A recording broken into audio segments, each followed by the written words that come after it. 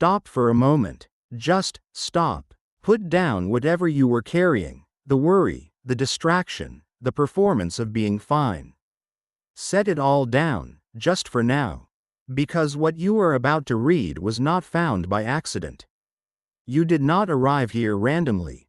Something moved inside of you, something quiet and persistent and older than your conscious mind, and it led you to this exact moment, this exact message, these exact words. And before a single sentence more passes between us, I need you to understand something with every cell in your body. You were meant to be here. Not the version of you that shows up for other people. Not the curated, composed, carefully managed version that knows how to say the right things and hold itself together in public. I mean you, the real one. The one who lies awake at 3 in the morning and asks questions the daylight hours don't have room for. The one who has loved so deeply it became dangerous. The one who has stood in front of mirrors and searched their own reflection for evidence of worth. That version of you, the true one. This message is for that person. So breathe and begin. I know what you have been through. I am going to say something that might feel impossible to believe at first, but I need you to stay with me, to let the words move past your defenses and land somewhere soft.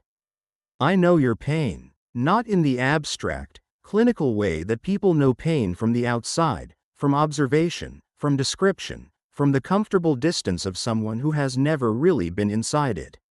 I mean, I know it the way rain knows the earth. Intimately, completely, in the place where it actually lives. I know the particular quality of the silence that comes after someone leaves. Not the dramatic exit scene silence of movies, but the real kind, the kind that settles in like weather, that fills the corners of rooms, that makes ordinary objects unbearable to look at because they remember what you are trying to forget. I know what it feels like to reach for your phone and catch yourself halfway through a message to someone who is no longer yours to message. That muscle memory of love, still firing long after the relationship has ended, like light from a star that has already gone dark. I know the exhaustion of pretending, of assembling yourself each morning into something presentable and functional and okay, when the truth, the interior truth that you never fully speak aloud, is that you are not okay. That you haven't been okay for longer than you can comfortably admit. That somewhere in the process of living your life, you lost contact with the version of yourself that felt light. That felt certain. That felt at home in their own skin. I know the loneliness that comes not from solitude but from proximity, the particular cruelty of feeling utterly alone while standing in rooms full of people who know your name. Of laughing at the right times and nodding in the right places and then driving home in a silence so complete it feels like a verdict. And I know the question you have carried. The one that has followed you from relationship to relationship, from disappointment to disappointment. From the wreckage of each hoping to the anxious beginning of the next. The question you have never said out loud in its full, honest, unguarded form. Am I too much to be loved? Or not enough? And how do I know which one is the problem? That question. That exact wound. I know it, and I have something to tell you about it that will change the way you understand everything that has happened to you. The weight of what you have survived. Let me walk with you for a moment into the past. Not to resurrect pain, but to illuminate it, because there is a difference between pain that destroys and pain that teaches, and you deserve to know which category yours belongs to. There was a time, perhaps more than once, when you gave someone the most dangerous thing one human being can offer another. You gave them access, not just to your time, not just to your presence, not just to the pleasantries of company, but to the interior country of you. To the dreams you held carefully, like fragile things. To the fears you had never articulated but carried like quiet passengers in everything you did. To the wounds from before, the older ones, the ones you thought you had healed, the ones that turned out to be merely dormant. You let someone in, and you did this not because you were naive. You did this because you were brave.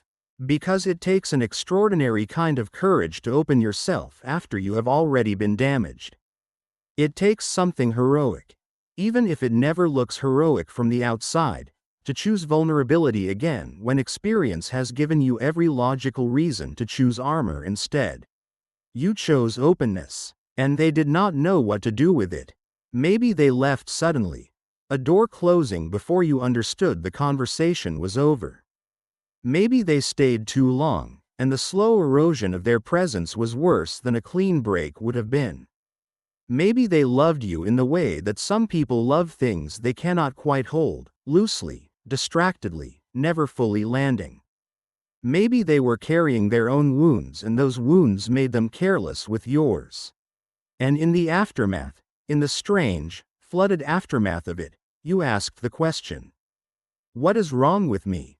You searched yourself for the defect. You conducted the internal investigation with the ruthless precision of someone who believes they must be guilty of something. You catalogued your failures, your flaws, your moments of too much and not enough. You stood before yourself as both prosecutor and defendant, and in the absence of a defense, you accepted the verdict. Not worthy, not lovable, not the kind of person that great love chooses and keeps. And I need you to hear this, really hear it, in the deepest room of yourself where true things land and stay. That verdict was false. It was constructed from pain, not from truth. It was the natural consequence of a wounded mind trying to make sense of loss by locating the source of the problem within itself. Which is what wounded minds do, because the self is the one thing you have full access to, the one variable you feel you could theoretically control. If it's your fault, the thinking goes, then maybe you can fix it. Maybe you can become something that won't be left again. But the truth, the actual, unvarnished, spiritually verified truth, is that what left was not a reflection of your worth. It was a reflection of their capacity. And those are not the same thing. They were never the same thing. Why the breaking was not the end. Now here is where the message deepens. Here is where I need you to set aside, just for a moment, the framework of loss and failure that you have been using to interpret your story. And allow a different framework to enter. What if everything that broke you was also building you? Not in the diminishing, dismissive way people sometimes mean when they say things like everything happens for a reason. As if the reason excuses the pain, as if the purpose erases the cost. No. I mean something much more specific, much more precise than that. What if the particular shape of your wounding was creating the particular shape of your capacity? The deepest rivers are deep because something carved through them. The most breathtaking valleys were formed by forces that must have felt, from the inside, like pure annihilation. The most luminous people you have ever encountered, the ones who seemed to carry light even in difficult rooms, became luminous not in spite of their suffering but in direct proportion to it. The suffering created the depth. The depth created the light. Every heartbreak you survived excavated more space in you. More room. More capacity for empathy, for understanding.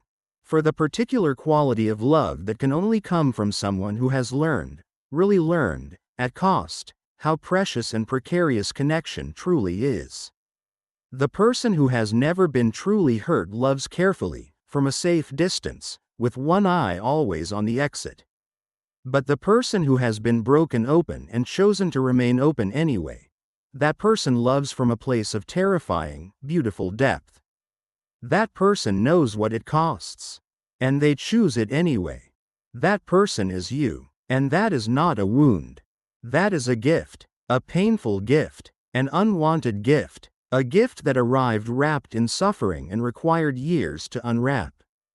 But a gift nonetheless. Because what has been built inside you through everything you have endured is something extraordinary.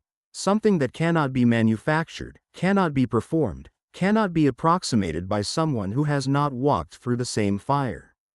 You were not being punished by the universe. You were being prepared. The divine timing you could not see. I want to speak to you now about time. About the particular cruelty of a clock that seems to run differently for you than for everyone else around you. You have watched people find their person and wondered what they possessed that you lacked. You have attended celebrations and felt the private ache of the still waiting. You have done everything right, the growth, the healing, the becoming, and looked around to find that the arrival you were working toward had not yet arrived. And in the gap between effort and result, doubt grows like a vine. Maybe it is not coming. Maybe this particular grace, this particular chapter where love finds you and stays, is not written in your story. Maybe you are meant for a different kind of life. Maybe the universe has a different plan for you, one that doesn't include being truly chosen. I hear that doubt. I do not dismiss it. It came from somewhere real, from the honest accumulation of waiting that has not yet found its reason. But here is what I need to tell you about divine timing. Because it is the most misunderstood principle in the architecture of a human life. Divine timing is not slow. It is precise. The delay you have experienced was not the universe forgetting about you, or deprioritizing you, or deciding your happiness was less urgent than someone else's. The delay was calibration, the kind of extraordinary, almost incomprehensible calibration that coordinates two specific people, two full, complex, wounded, becoming human beings, across the entire geography of a living world. And brings them together at the exact moment when both of them are ready. Not a moment before, because before that moment, even if they had met, they would not have recognized each other. They would not have been able to see what the other carried. They would not have had the depth to hold what the other needed to give. The timing is not about deserving.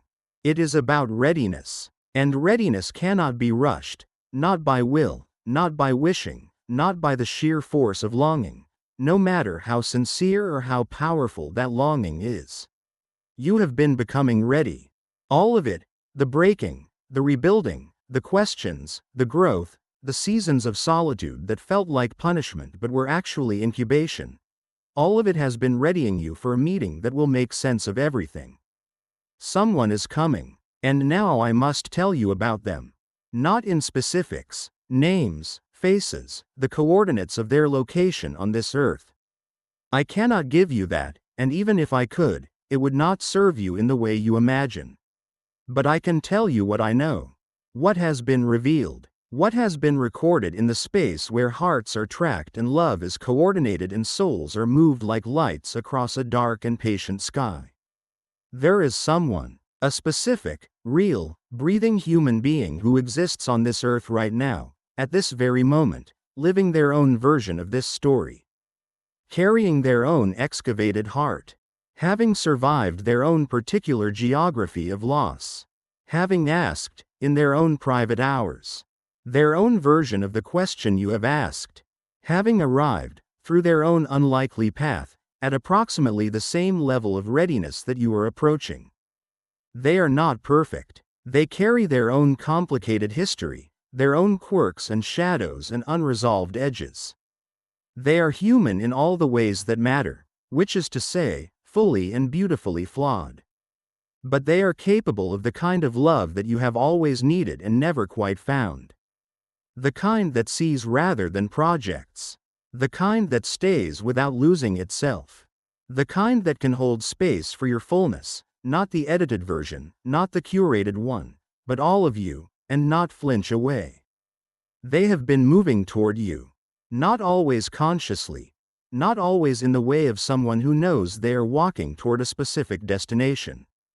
But moving, shaped by their experiences in ways that were creating, without their knowing it, the exact complementary form to the shape your own life has taken. The universe has been working. Quietly, precisely, without any need for your awareness or permission, it has been working. The secret you must now protect. But here is the part of this message that I need you to hold most carefully. Here is the knowledge that, mishandled, becomes its own obstacle. The person who is coming cannot be your reason for healing. Your wholeness, your peace, your self-worth, Your decision to live fully and love yourself without conditions cannot be written in their name, cannot be held in suspension until their arrival completes it, cannot be treated as a reward that follows the romantic conclusion rather than a practice that precedes it. Because this is the secret the universe understands and most human hearts resist. The love that you have been searching for outside of yourself is being built inside of you right now. The arrival of another person cannot create what isn't already there. They can illuminate it, they can reflect it, they can call it forward with the specific frequency of their attention and care, but they cannot generate it from nothing. If there is no self-love waiting to be reflected, what they find when they arrive will be a vacancy. A need so enormous it cannot be held. An absence dressed as desire. So the secret, the one you must protect and practice and return to when you forget, is this. Become now the love you have been waiting to receive. Not perfectly, not all at once, not in some achieved, complete, final way that removes all future struggle. But intentionally, tenderly, with the same commitment you would offer to someone you were devoted to, because you are someone you are devoted to. Or you are becoming that. And that becoming is the most important work of your life right now. Speak to yourself in the voice you would want a great love to use. Build the inner life, the life of meaning, of creativity, of spiritual depth, of honest self-knowing, that you would want to invite someone extraordinary into. Not because you must earn love, but because wholeness recognizes wholeness. And the soul that is coming toward you will know, when they arrive, whether they have found a home or a hunger. Be a home, first for yourself, then for them. The transformation that is already underway. I want you to notice something.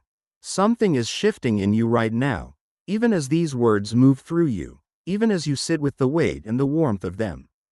It may not feel like a dramatic transformation. It may not feel like a thunderclap or a vision or any of the cinematic moments that the word transformation tends to conjure. It may feel more like weather changing in a distant part of the sky. Like a door somewhere in you, very quietly, opening. That opening is real. You have been in a season of winter, long, colorless, stripped of the easy reassurances that warmer seasons provide. You have stood in the bare branches of your own life and wondered if something was wrong with you, specifically, that the flowering other people experienced seemed to pass over you without landing. Nothing was wrong. It was winter. And winter, in the economy of living things, is not death, it is preparation. It is the season where everything that is not essential is stripped away, and what remains is the deep root system that will anchor everything that comes next. You have been rooted, deep and wide and strong, in ways that are invisible from the surface, in ways that the winter made necessary. Spring does not ask permission. It does not wait for you to be ready or to have everything figured out. It arrives when it arrives, with the inexorable certainty of anything that is written into the nature of things. And something in the quality of the air around your life is shifting. Feel it, trust it, not as a wish, not as a performance of optimism, but as a genuine attentiveness to what is actually moving in the deepest currents of your becoming. A final word from the space between stars. You have traveled a long way to arrive at this moment. Not just today. Not just the physical journey of wherever you were before you came to this message. I mean the longer journey. The one that spans the full length of your life. And perhaps further, into territories that linear time cannot fully account for. You have loved. You have lost. You have rebuilt. You have doubted and prayed and gone silent and cried and laughed and tried again with the stubborn, irrational, magnificent persistence of a soul that refuses, despite everything, to stop believing in the possibility of something beautiful. That refusal is your greatest gift. Hold it, protect it. Do not let the accumulation of disappointment talk you out of it. Do not let the gap between where you were and where you hoped to be convince you that the hoping itself was foolish. The hoping was never foolish. It was prophetic. It was your soul knowing something your mind had not yet been given evidence for. It was the deeper part of you, the part that is connected to something vast and patient and endlessly creative, recognizing, without being able to fully articulate it, that the story is not over. The story is not over. You are not at the ending of something. You are at the threshold. The moment just before the door opens, which is always, in every story, the moment that feels most like giving up but is actually the moment of greatest proximity to arrival. Stay open, stay soft, despite all the reasons the world has given you to harden. Stay curious about your own becoming. Stay tender with the wounded parts of yourself that still, sometimes, believe the old false verdicts. Stay expectant. Not desperately, not with clenched hands and a white-knuckled grip on outcome, but with the open-handed expectancy of someone who knows, in the quietest and most certain room of themselves, that what is coming is good. Because it is. Because you are protected. Because you are seen. Because the universe that created you has not miscalculated your worth or forgotten your name or decided, somewhere in the vast ledger of love and belonging, that you were not worth the effort of a miracle. You are worth it. You always were. And the miracle, your specific, particular, irreplaceable miracle, is already in motion. You just arrived at the part of the story where you finally begin to believe it. Welcome to your becoming. It was always going to end here, with you, standing at the threshold of everything you were made for, finally ready to walk through. Love letter. Stop for a moment. This message was meant for you. Part 2. The journey continues, from threshold to arrival. You came back, and that means something. That means more than you know. Because there is a particular kind of person who returns, who, having heard the first chapter of a truth that resonates somewhere deep and wordless inside them, chooses to sit back down and go further. To go deeper. To resist the impulse to close the door on something that is asking them to remain open just a little longer, just a little wider, just a little more vulnerably than feels entirely comfortable. You are that person, and I want you to understand, before a single word more passes between us, that your returning was itself a form of courage. In a world that moves fast and rewards distraction and offers 1,000 exits from anything that requires genuine stillness, you stayed. You came back. You said, without words, I am not finished with this. This is not finished with me. That instinct was correct, because what I have to tell you today, in this second chapter of the message that was always meant to find you, goes deeper than what came before. If the first part was the opening of a door, this is what waits on the other side of it. And it requires something of you that the first part did not. It requires you to believe, not perfectly, not without resistance, not without the familiar voice of doubt rising up to argue, that you are on the edge of the most significant turning point of your entire life. Not eventually, now, where we left you, and where you actually are. In the first part of this message, I told you about the excavation. About how the breaking was not destruction but preparation. About how the winter of your longing was not punishment but incubation. About the soul that is moving toward you through the coordinated precision of divine timing. About the secret, the most important secret, that wholeness must be chosen from the inside before it can be recognized from the outside. I told you the story was not over. And now I need to tell you what the next chapter actually looks like. Not in the language of metaphor and poetry alone, though we will travel through that country still, because some truths can only be carried by image and rhythm and the particular resonance of carefully chosen words. But in the more direct language of what is actually being asked of you now. What this turning point requires. What you must release and what you must receive in order to walk through the door that has been, quietly and without announcement, opening in your life. Because here is the thing about thresholds that no one tells you. They are only thresholds for a moment. The door does not stay open indefinitely.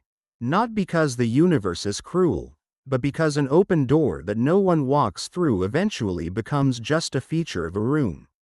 Eventually, You stop seeing it as an exit. You start to mistake it for architecture. And I am here, today, to make sure you do not make that mistake. The voice that has been keeping you small. There is a voice inside you that I need to speak about directly. Not because I want to give it more power than it deserves, but because unnamed things have a way of operating in the dark, influencing you without your awareness, and the most effective way to reduce that influence is to drag it into the light and look at it clearly. You know this voice. You have heard it for years. It speaks in the tone of reason, which is how it has survived so long without being challenged, because it sounds logical, measured, even wise, in a bleak kind of way. It says things like, people like us don't get the love story. We get the lesson. By now, if it was going to happen, it would have happened. I am too complicated, too much history, too many broken pieces for someone to want to take on. Maybe I am meant to be alone. Maybe that is what I am built for. Hope is just disappointment that hasn't arrived yet. This voice has been your companion through many seasons. And I want to honor, for just a moment, the fact that it was born from real experience, from real pain, from real disappointment, from the genuine and understandable response of a heart that has been burned to begin pulling its hand back from the fire. This voice was trying to protect you. It thought, in its limited way, that if it could convince you to stop expecting, it could save you from further devastation. But protection that requires you to shrink is not protection. It is a different kind of wound. And here is what that voice does not know, what it cannot know, because it only has access to the past and the present, not to the full architecture of what is being built for your life. The very things it points to as evidence of your unlovability are the precise things that make you extraordinary. Your history is not baggage. It is depth. Your complexity is not a burden to be endured. It is a richness that most people will never possess. Your broken and rebuilt places are not flaws in the structure. They are the reinforcements. The places where the fractures were mended with something stronger than what was there originally. The voice is wrong. It has always been wrong. And today, in this second chapter, I am asking you to begin, consciously, deliberately, one moment at a time, to stop letting it author your story. The wound beneath the wound. But there is something deeper I need to reach. Something underneath the surface wound of heartbreak and disappointment. Something that most spiritual messages never quite touch, because they are more comfortable in the territory of comfort than in the territory of genuine transformation. There is a wound beneath the wound. The visible wound is the story you can tell. The relationship that ended. The person who chose someone else. The love that wasn't enough to make them stay. The version of yourself that you gave away and did not get back. These are real. I am not minimizing them. But underneath those stories, underneath the specific names and faces and timelines, there is an older pain. A foundational belief that was formed long before any of the romantic chapters of your life began. A conviction that was written into you early, by experiences that you may or may not consciously remember but that your nervous system has never forgotten. The conviction that you must earn love. That love is conditional. That you are acceptable when you are performing well, when you are needed, when you are useful, when you are not causing difficulty, but that the unperforming, unneeded, inconvenient, difficult version of you is, fundamentally, at risk. At risk of being left. At risk of being rejected. At risk of the thing that your body registers as equivalent to death, even though your mind knows better, abandonment. This is the wound beneath the wound. And every relationship that has activated it, every person who triggered that fear, every dynamic that reproduced that pattern of conditional acceptance, was not a new wound. It was an invitation to heal the original one. The universe is not sending you the same lesson repeatedly because it enjoys your suffering. It is sending it because that wound, unhealed, will keep recreating the conditions of its own experience, not out of cruelty, but out of the simple mechanics of how unresolved pain operates. The body seeks the familiar. The familiar is what it learned early. And until the original wound is seen, held, and genuinely metabolized, it will keep showing up in new faces and new names and new heartbreaks that are, at their core, the same story. So here is what I am asking you to do with this knowledge. Turn toward it, not away. Sit with the oldest version of the fear. The version that predates all the romantic storylines. Find it in yourself. Perhaps as a physical sensation, perhaps as a specific memory, perhaps simply as a quality of feeling that is very familiar and very old, and instead of running from it or numbing it or filling the silence it creates with activity and distraction, let yourself be present with it. And then, this is the part that changes everything, speak to it. To that oldest, youngest, most frightened part of yourself. The one who decided, at an age when decisions about love were being formed with limited information and enormous consequence, that there was something fundamentally unsafe about being fully, unconditionally yourself. Tell that part of you the truth it was never given. You are safe now. You are enough now. You do not have to earn your place in your own life. You are allowed to exist in the full, uncurated, imperfect entirety of yourself, and you are still, worthy of love. This is not a small thing I am asking. This is, in fact, the whole thing. This is the work that makes every other transformation possible. And it is available to you. Right now, in this moment, what destiny actually feels like. I want to dismantle something for you, because it has been doing you harm in the quiet, invisible way that wrong maps do harm. Not by leading you somewhere dangerous, but by preventing you from recognizing the right destination when you arrive at it. There is a version of destiny that has been sold to you, in stories, in films, in the accumulated mythology of romantic love. That sounds like this: one day, it will be obvious.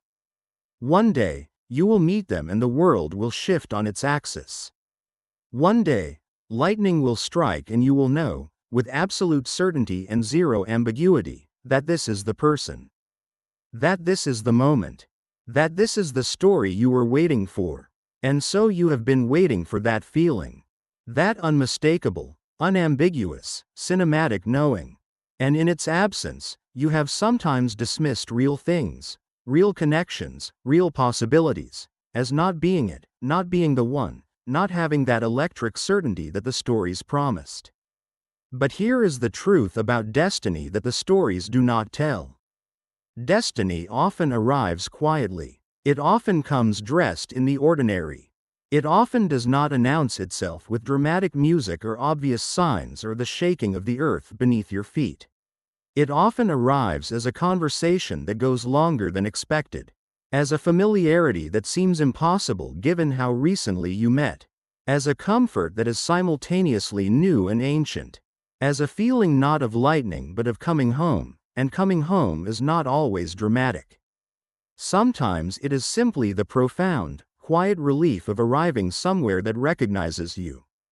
You may have walked past some extraordinary things while waiting for the obvious ones. And that is okay, because nothing is wasted in the economy of a life lived with genuine feeling. But I am telling you this so that, moving forward, you expand your definition of what the arrival of something sacred can look like. Stay awake. Stay curious. Stop waiting for the sky to split open and give you unambiguous permission to believe in something. The sky is already open. It has been open for some time. The people who were practicing. There is something I want to give you, a reframe for the relationships that did not last, that perhaps you have been filing under failures and mistakes and evidence of your inability to sustain love. Consider instead that they were practice. Not in the dismissive sense, not in the sense that the feelings were not real or that the people involved were just instruments used and discarded. The feelings were real. The people were real. The connection, however imperfect and however brief, was real. But consider that you were, in each of those chapters, practicing the vocabulary of love. Learning the language, its grammar and its idioms, its irregular verbs and its silent letters. Learning what you needed, even when you could not articulate it. Learning what you would not accept, even when it took you longer than you wished to recognize it. Learning the difference between love and need, between connection and dependency, between someone who sees you and someone who sees only the version of you that fits their existing story. Each person taught you something. Each relationship refined something. Each ending, as painful as it was, clarified something. Some aspect of what you were truly looking for. Some dimension of what you were truly worth. Some understanding of the kind of love that would actually be able to hold the full reality of you. You were not failing. You were learning. And everything you learned is now available to you, carried forward, integrated, folded into the deeper and wiser version of yourself that is standing here now, at this threshold, more prepared for genuine love than any earlier version of you could have been. A message about the soulmate myth. I need to speak carefully here, because I want to give you something true rather than something merely comforting. The word soulmate carries enormous weight in the human imagination. It carries the weight of resolution. The sense that somewhere out there is a specific person who is your other half, your missing piece, your cosmic counterpart, and that once you find them, the searching ends and the living can truly begin. I believe in profound connection. I believe in the kind of love that feels, from the inside, like recognition. Like encountering something you have always known in a person you have just met. I believe in love that changes you, that calls forward the best of you, that sees and stays and grows. But I want to release you from one dimension of the soulmate myth that I believe has done you harm. The idea that there is only one. That the universe has assigned you a single specific person, and that every other connection is either practice or consolation prize. And that if something happens to that one person, if timing misaligns, if life intervenes, if you simply do not find each other, you are left outside the great love story with no recourse. That is not the architecture of love as I understand it. What I believe, what I know, is that there are souls in this world with whom your soul resonates deeply. Genuinely, at a level that is not manufactured or performed or the result of settling. And that the number of those souls is not one. It is more than one. Not infinite, not everyone, but more than one. Which means you are not searching for a needle in a haystack, racing against some cosmic clock, hoping you have not already missed the one appointed moment. You are moving through a world that contains multiple deep resonances for you, and the work is not to find the exact right coordinates of the one predestined soul. The work is to become the version of yourself that can recognize and receive profound connection when it appears. The love that is coming to you is real. The connection that is approaching is genuine.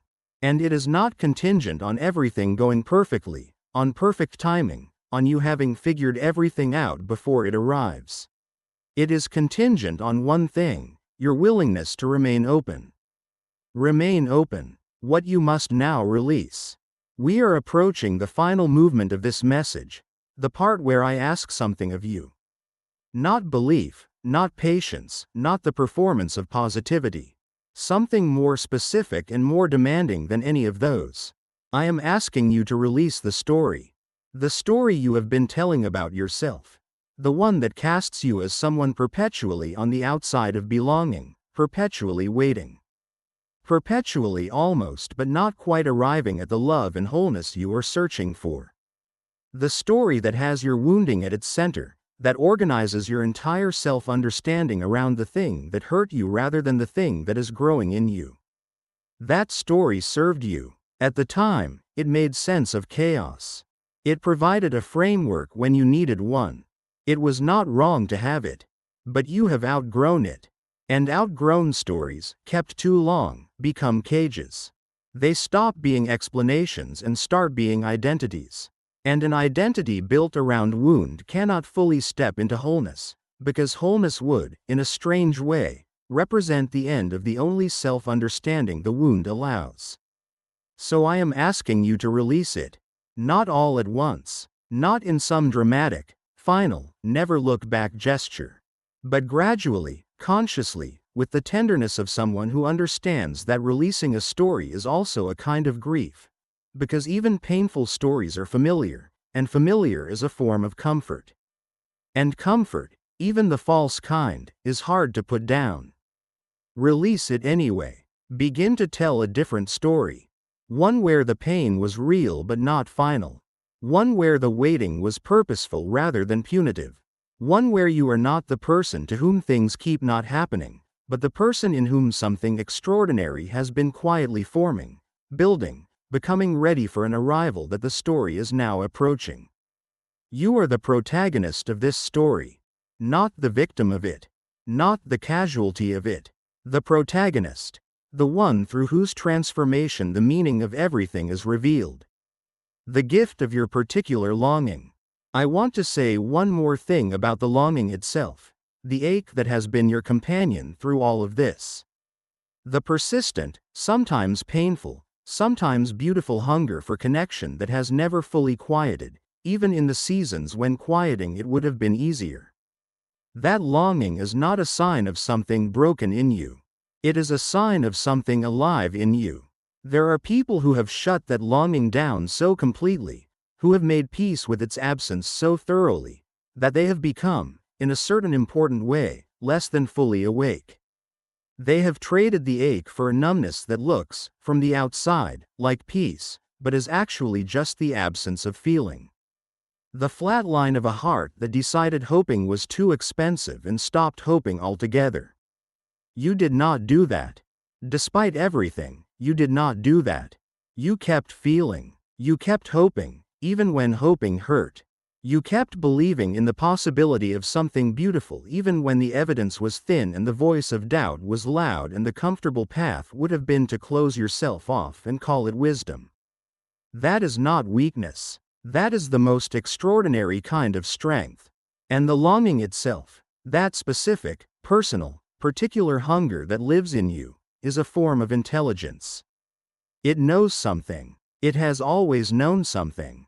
It has been pointing, persistently and with remarkable patience, toward a real thing. A real possibility. A real arrival that it could sense, in whatever way longing senses things, was coming. Trust it. Honor it. Let it lead you, not into desperation, not into grasping, but into the open-hearted, clear-eyed readiness of someone who knows that what they have been waiting for is not a fantasy. It is a destiny, and destinies, in divine timing, arrive. The final word of this chapter. You have come so far. Not just in reading these words, in living. In surviving the seasons that were designed to make you hard and choosing, again and again, the terrifying alternative of remaining soft. In carrying the longing without letting it become bitterness. In continuing to show up for your own life, even in the chapters where your own life felt like a place you did not particularly want to be. You have earned what is coming. Not in the transactional sense, not as payment for suffering, not as reward for good behavior, not as the universe balancing a ledger. But in the deeper sense, you have done the work that creates the capacity. You have developed, through everything you have lived, the depth and the strength and the openness that genuine love requires. You are not waiting to become ready. You are, in this very moment, ready. What remains is not more preparation. What remains is reception. The ability to receive, to let goodness in without immediately questioning your right to it, without sabotaging it, without bracing for its removal, is the final piece. And it is built exactly the way you might imagine, by practicing it. By letting small beautiful things land without deflecting them. By accepting kindness without immediately calculating what it will cost you. By telling yourself, each time something good arrives, however small, I am allowed to have this. I am allowed to be here. I belong in the good parts of life as much as I belong in the hard parts. You belong in the good parts. Say,